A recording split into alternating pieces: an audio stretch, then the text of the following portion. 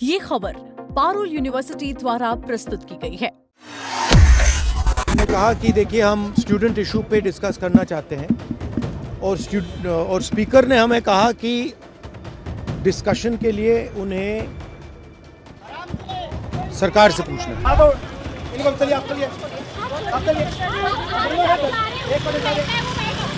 लोगों को मारा जा रहा है, पीटा जा रहा है। This is completely un Indian.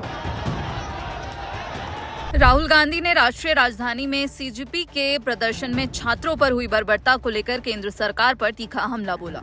छात्रों पर पुलिस की कार्रवाई को लेकर प्रधानमंत्री नरेंद्र मोदी की चुप्पी पर सवाल उठाते हुए कांग्रेस नेता ने कहा कि दिल्ली में जो कुछ भी हुआ उसके लिए पीएम मोदी को माफी मांगनी चाहिए। संसद के बाहर राहुल गांधी ने कहा कि प्रधानमंत्री चुप क्यों है।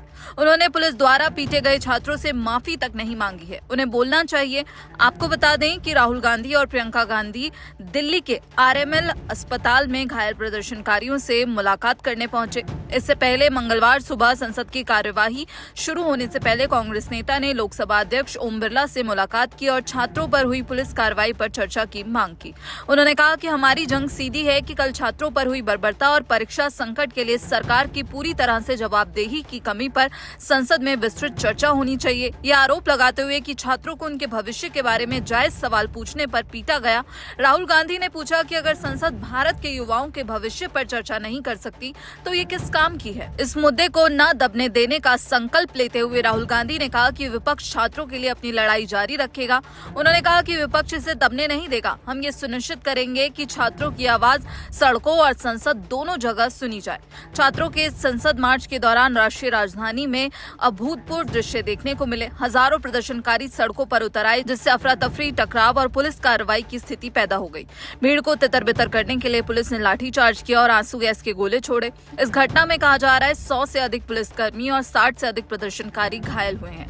प्रदर्शनकारी एक समय संसद से कुछ ही मीटर की दूरी तक पहुंच गए थे। वहीं कांग्रेस अध्यक्ष मल्लिकार्जुन खड़गे ने भी राहुल गांधी की बातों का समर्थन किया और पुलिस कार्रवाई पर संसद में चर्चा की मांग की। खड़गे ने सवाल किया कि न्याय मांग रहे छात्रों पर बेरहमी से लाठियां और आंसू गैस क्यों छोड़े गए, संसद को लगभग सील क्यों कर दिया गया और इंटरनेट क्यों बंद कर दिया गया, बार बार पेपर लीक होने और लाखों युवाओं की पीड़ा की जिम्मेदारी कौन लेगा। उन्होंने शिक्षा मंत्री धर्मेंद्र प्रधान के इस्तीफे की भी मांग की। खड़गे ने कहा कि सरकार को तुरंत इस मुद्दे पर संसद में पूरी चर्चा की अनुमति देनी चाहिए। केंद्रीय शिक्षा मंत्री धर्मेंद्र प्रधान को इस मामले की नैतिक और राजनीतिक जिम्मेदारी लेते हुए इस्तीफा देना चाहिए। स्पीकर के पास गए हम एंड हमने कहा कि देखिए हम स्टूडेंट इशू पे डिस्कस करना चाहते हैं और स्पीकर ने हमें कहा कि डिस्कशन के लिए उन्हें सरकार से पूछना है। मतलब आप समझिए, speaker is telling us that to debate in parliament he has to take permission from the government. He is openly telling us that. ठीक है, देखिए इशू स्टूडेंट्स की है,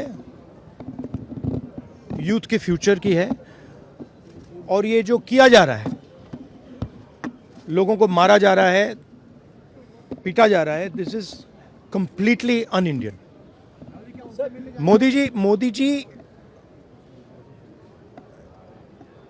has not even apologized for what has happened yesterday. Now, ये जो युवा हैं, ये एजुकेशन सिस्टम के बारे में, टेस्टिंग सिस्टम के बारे में प्रोटेस्ट कर रहे हैं। पूरा देश जानता है कि education system, testing system is broken. It has ceased to exist. Testing system has been hollowed out by termites. That is all they're saying. Nothing wrong with it. We've been saying it. I've been doing presentation after presentation about this. Why is the Prime Minister silent? What is the reason? He should apologize to the students and he should stop this nonsense of police people thrashing students. This is completely wrong. That this is no way to treat the young people of this country. The young people of this country do not have any opportunities. All the doors are closed. There is only one door which is open, which is the door of the competitive exam, and that door is also destroyed. What are these students here? They are not just complaining about the education system. They are complaining about their future. They are saying that in this country today, because of Mr. Adani and Ambani, because of the RSS complete takeover of the education system, because of the pracharaks becoming vice chancellors of universities, we have no future. That's what they're saying. This is not just about education. This is about the future of young people. They watch, they look at Mr. Ambani's wedding and they watch. 1,000 crores being spent over there. And they have no money to open a business if they want.